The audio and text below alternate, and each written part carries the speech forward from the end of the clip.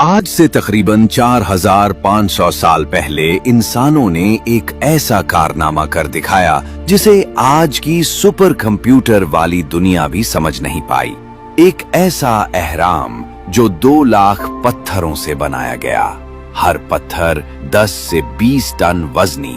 लेकिन सवाल ये है, इतने भारी पत्थर सहराओं में कैसे लाए गए? सैकड़ों फीट ऊंचाई पर इन्हें किसने रखा?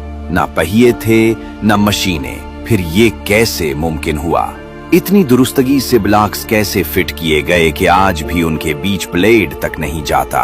क्या इनके पास कोई छुपी हुई टेक्नोलॉजी थी या वाकई कोई और मखलूक मदद कर रही थी?